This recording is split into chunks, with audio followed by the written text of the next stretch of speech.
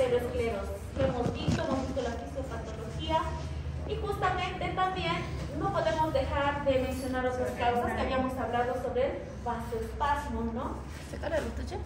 Después teníamos también el embolismo. ¿Qué es el embolismo? Diferente de un trombo.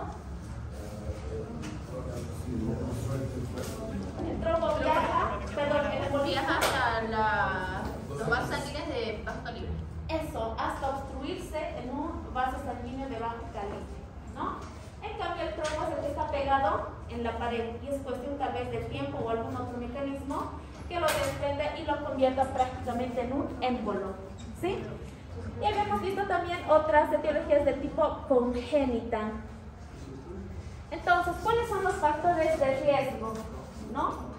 Y esto es importante, a pesar de que parece bien facilito, no modificable, es lo que hemos mencionado un poco en la aterosclerosis, edad, sexo, la genética misma, y otros que sí son los modificables, y nosotros deberíamos enfocar eso prácticamente en el estilo de vida del paciente, ¿no? ¿Será que el paciente cumple? Nosotros como pacientes podemos cumplir. Si nos dicen deje de hacer esto, no coma esto, no, todo es no, ¿verdad?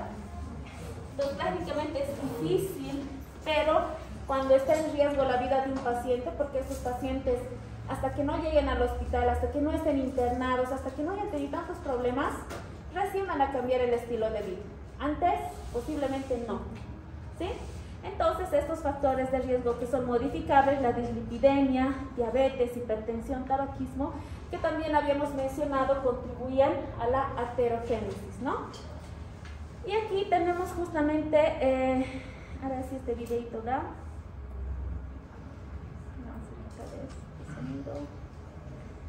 Sí, ¿qué pasa justamente en el infarto? En el infarto aumenta la demanda, pide mucho oxígeno, pero le da poco, ¿no? Entonces ahí justamente estamos viendo las paredes de estos vasos sanguíneos, ¿sí? Donde aparentemente están normal, sanos.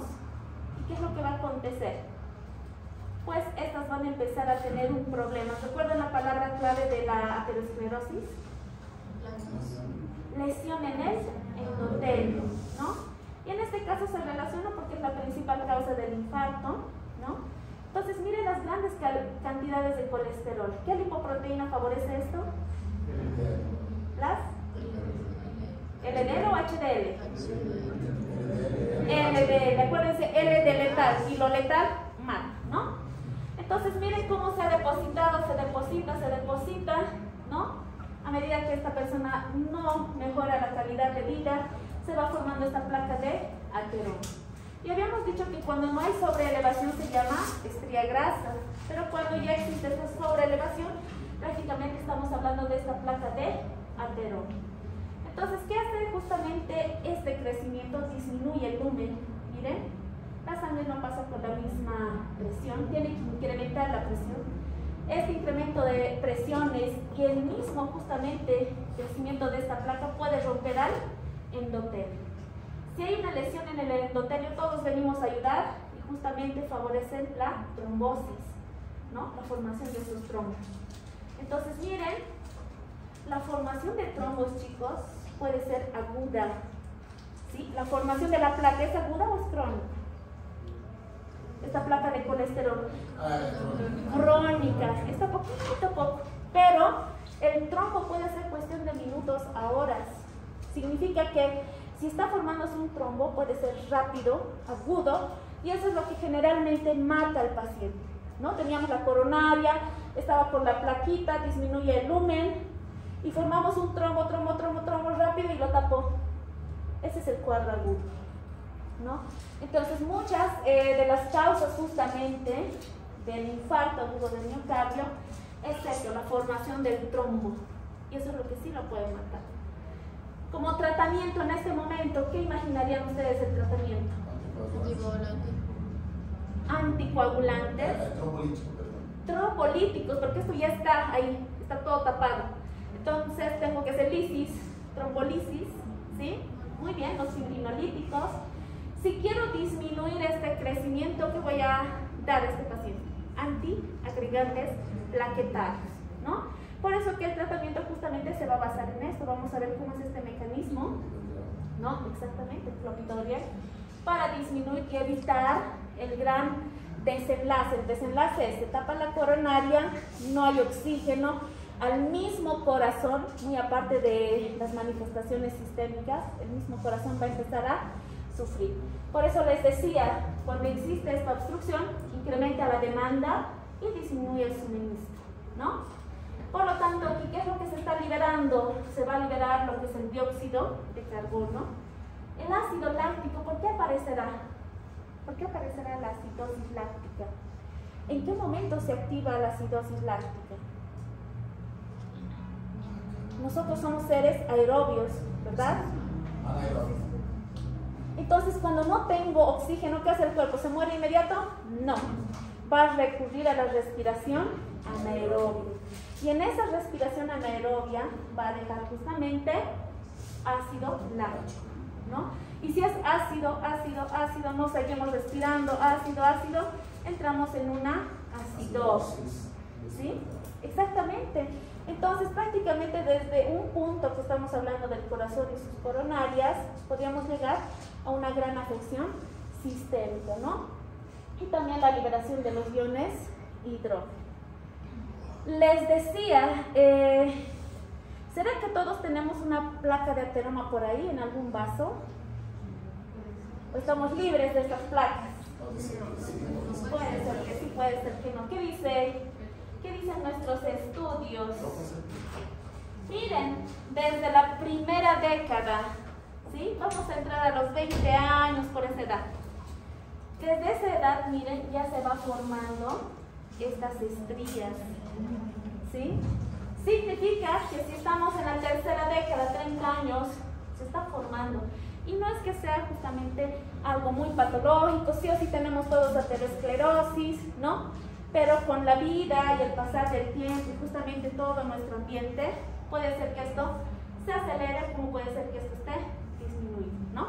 Y ahí estaríamos hablando justamente de las personas que hacen ejercicio, tienen una vida totalmente saludable, de seguro están reduciendo el crecimiento de esto, ¿no?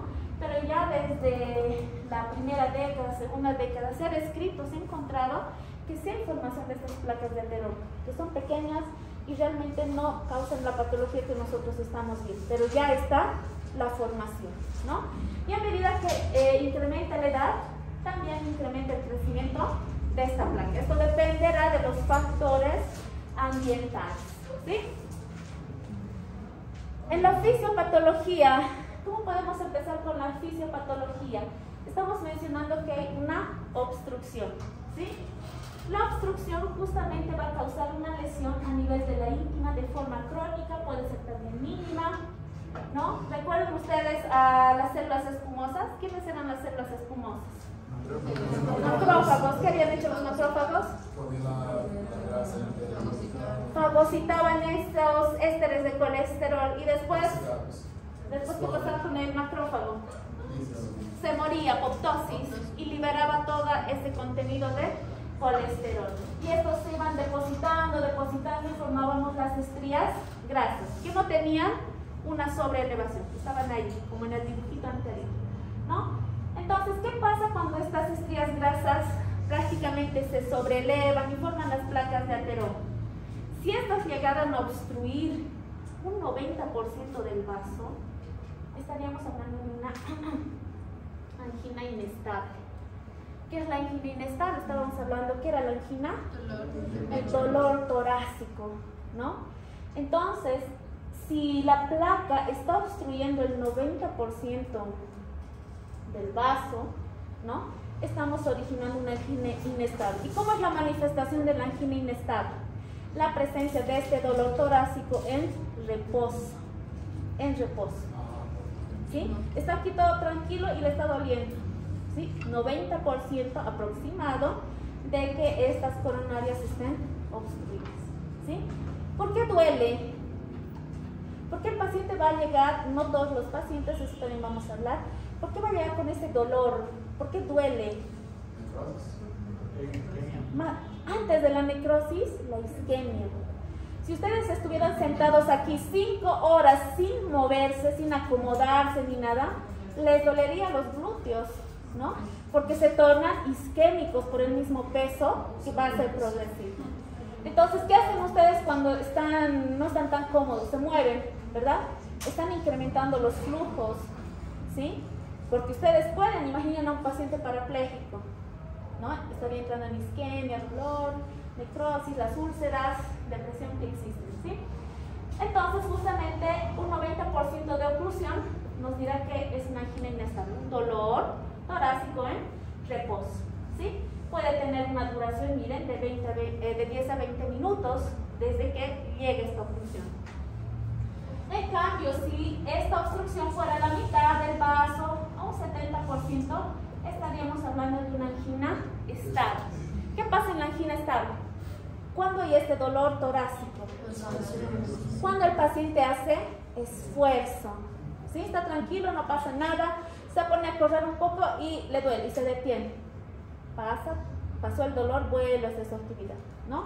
Entonces, en este caso es desencadenada por el esfuerzo. ¿Será bueno preguntar eso cuando llegue un paciente tal vez con un dolor torácico? Sí. ¿Qué estaba haciendo antes? ¿Ha hecho algún ejercicio? Sí, estaba corriendo y me empezaba a doler muy fuerte. Nunca me ha dolido así. Por eso vine a la emergencia, ¿no? Estoy preocupada. Entonces, esos son puntos para pedir justamente el anamnesis, ¿sí? Muy bien, estábamos hablando que en el infarto hay un aumento de la demanda de oxígeno, pide mucho, pero no da, ¿no? El aporte prácticamente disminuye. ¿En qué situaciones pueden encontrar asociado también? Miren, cuando hay incremento de la frecuencia cardíaca, incremento de la poscarga, precarga, aumento de la contractilidad, aumento de la tensión parietal, ¿no? Todo esto consume energía. Entonces, va a existir una gran demanda de oxígeno. Ahora, ¿qué otras situaciones no cardíacas pueden pedir bastante oxígeno?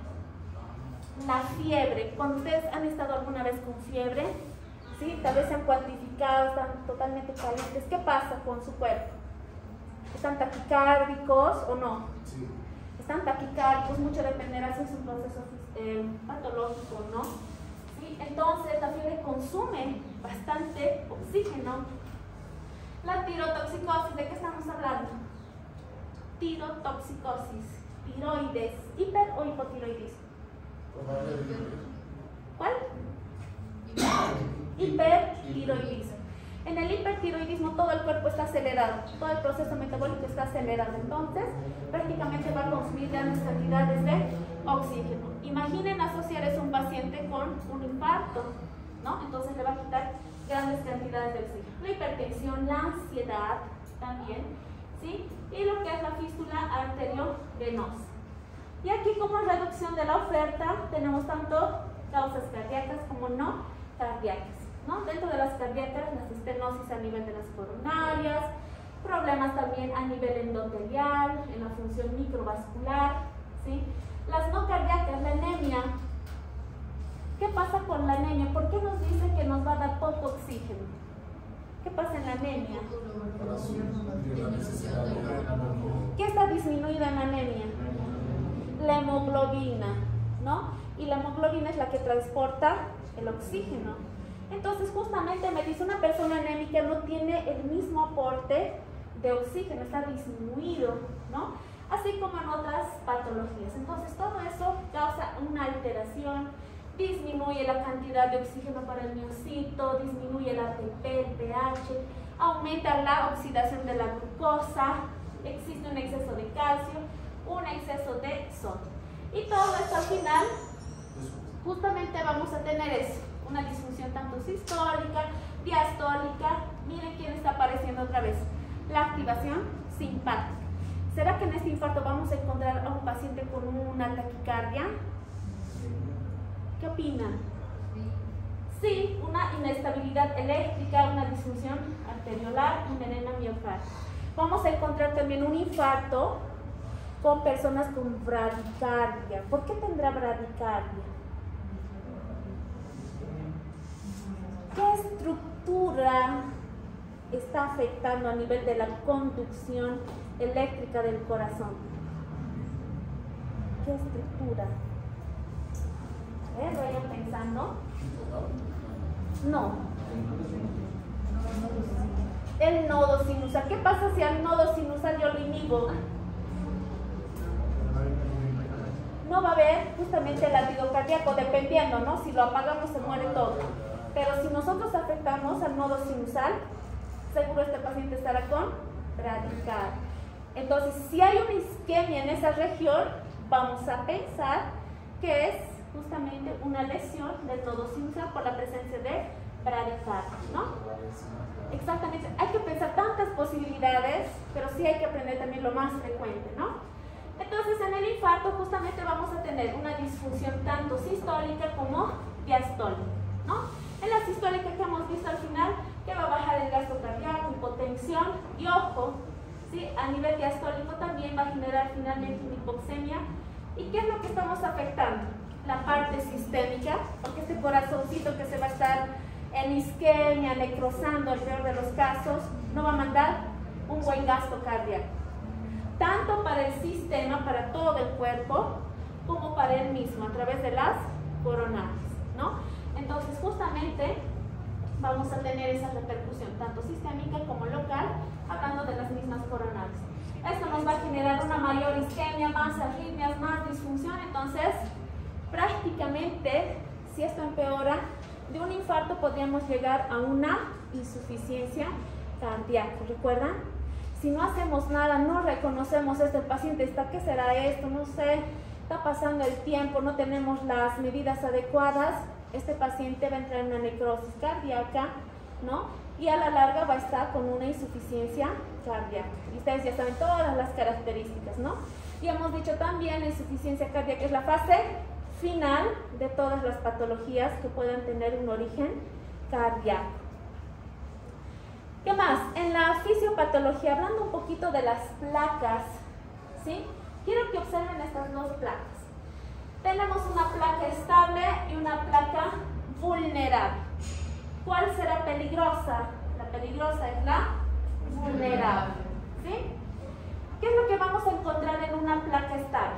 Miren cómo está el núcleo lipídico y cómo en la superficie está rodeado por una gran cubierta fibrosa, ¿sí? Todos esos macrófagos que han explotado ahí por apoptosis han ido contribuyendo a esta formación de esta estría, que en un momento ya se convierte en un núcleo lipídico, ¿no? Y aquí tenemos esta cubierta fibrosa. Esta cubierta fibrosa prácticamente es la que la estabiliza, ¿sí? ¿Por qué? Si nosotros vemos esta cubierta fibrosa de aquí, esta con hipertensión, con otros problemas, hiperglicemia, etcétera, lesionamos y ¿qué pasa? Esta estría grasa, este ateroma se expone, causa una lesión. Y lesión endotelial era una palabra clave, ¿no? En la aterosclerosis. ¿Qué pasa cuando hay lesión? ¿Quiénes vienen al rescate? Las plaquetas. ¿Y qué van a hacer las plaquetas? Van a empezar a sobreagregarse, es decir, se va a formar un trombo. Esto es lo más peligroso que pueda tener el paciente. ¿Por qué? Esto crece de forma crónica, pero si se lesiona, se expone, va a empezar la formación del trombo, y eso es lo que realmente puede ocluir de forma completa, ¿no? No había sido la misma placa como tal, estos cuadros agudos. Cuando hablamos infarto agudo de miocardio, significa que el paciente estaba relativamente estable y de un momento a otro empeoró y llegó a la emergencia, ¿sí? Entonces, en ese momento, lo que nosotros deberíamos sospechar fisiopatológicamente, ¿no? Como estamos hablando de esto, es que ha habido una ruptura a nivel del endotelio, se ha expuesto estas placas, agregación plaquetaria, formación del trombo, ¿no? Y la oclusión, que puede ser total o puede ser parcial, ¿sí? Entonces, nosotros venimos aquí, ¿qué es lo peligroso? La placa vulnerable. Entonces esta plaquita se rompió y inicia la agregación plaquetaria, ¿sí? Podemos tener dos situaciones, miren. Tenemos un trombo oclusivo total, se tapó totalmente la arteria coronaria o una de sus ramas.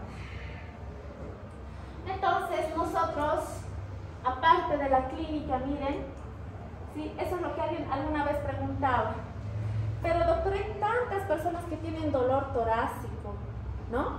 Puede ser problema articular, óseo, ¿no? Una osteocondritis, puede ser un problema pulmonar, hay muchos problemas, o la misma ansiedad. Muchas personas con ansiedad confunden.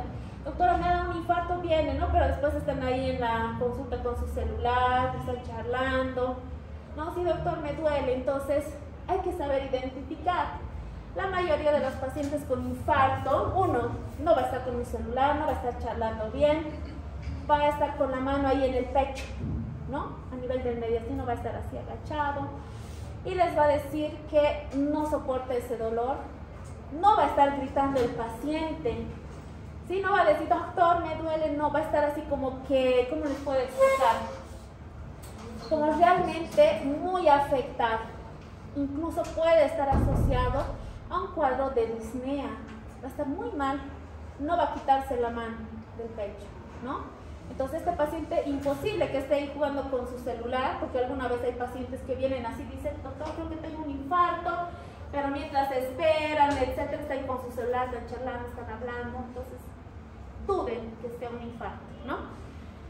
Entonces el dolor es muy importante, ¿sí? Cuando existe esta obstrucción total, el dolor va a ser grande. Vamos a hablar un poquito de las características del dolor. Entonces, ¿qué es lo que voy a hacer? Sospecho que es un cuadro agudo y a nivel del corazón. Tengo una herramienta que es muy accesible, no es igual que una coronariografía que necesito muchos papeleos y sobre todo indicaciones. Le voy a hacer un electro. Le echo la anamnesis, se pregunta, estoy sospechando, puede ser un infarto, la edad, los factores asociados, ¿no? Entonces, le pido un electro, ¿sí? ¿Y qué pasa en el electro? Tengo la elevación del segmento ST, ¿sí? En varias derivaciones que vamos a ver en un cuadrito. Tengo la elevación del segmento ST. Entonces, ¿qué es lo que voy a pensar? Que sí, realmente prácticamente hay un infarto. ¿Qué es lo que más voy a pedir? Hablando un poco aquí de los biomarcadores, voy a pedir a la troponina, ¿no? Pero la troponina, justamente, si este evento empezase 5 minutos, el paciente vive, ha llegado en 15, 20 minutos, está aquí. Yo le pido troponinas. En este caso, las troponinas van a estar disminuidas. Va a tardar en aparecer esto. Entonces, ¿qué son las troponinas? ¿Qué nos indican? La troponina es una enzima que por esfuerzo del corazón. ¿Ya? Es una proteína, justamente cuando hay lesión del corazón, se muere. El corazón se está degradando, lo vamos a poner así, y está liberando estas enzimas, ¿sí? Estas proteínas. Entonces, si yo las estoy encontrando en el laboratorio, ¿qué significa? Que hay daño miocárdico, hay lesión, ¿sí? Prácticamente sí ha sufrido un infarto. Y no solamente me lo ha dicho el electrocardiograma, sino también que me ha apoyado con las troponinas. Estos eventos pueden llegar 3, 4 horas, mucho dependerá dónde se localicen, ¿no? Entonces, si yo tengo las troponinas elevadas, tengo la elevación del segmento ST en el electro, entonces puedo decir que sí, es un infarto agudo de miocardio. Ojo, estoy asociando con la clínica, ¿sí? ¿Qué pasa si le hago el electro a este paciente y no tengo el segmento ST elevado? Ah, está bien, no es infarto, puede irse a su casa. ¿Estará bien esa respuesta? ¿Qué debería hacer? Lo observaremos al paciente, ¿no? Por eso existe justamente ese término, está en observación. ¿Qué es lo que vamos a hacer? Vamos a esperar otros 10 minutos y vamos a tomar el electro. Y otra vez vamos a seguir asociando la clínica, ¿no? La edad, los factores de riesgo que puedan presentar, ¿sí? Y en ese tiempo de observación estoy frecuentemente tomando el electro para ver si no hay cambios electrocardiográficos. Pero, ¿qué es lo que pasa si yo encuentro elevada la troponina? Pasado unas horas, le he hecho este estudio, le he pedido un electro, pero no hay elevación del segmento ST, pero la troponina está elevada. ¿Qué me dice?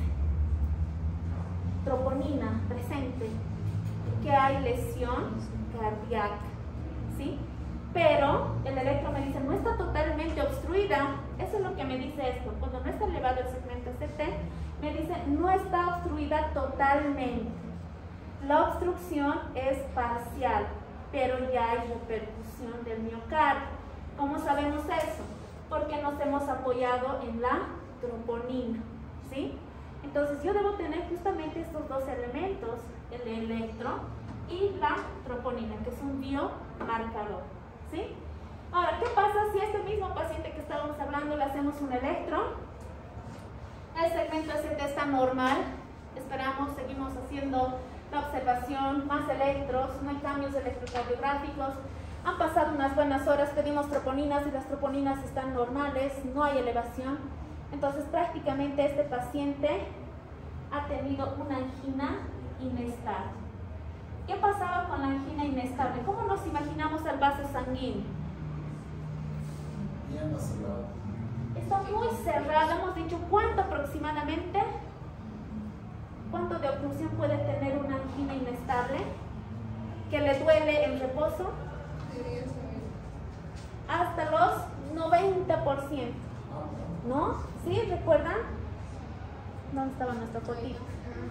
Creo que está ahí misma, ¿no?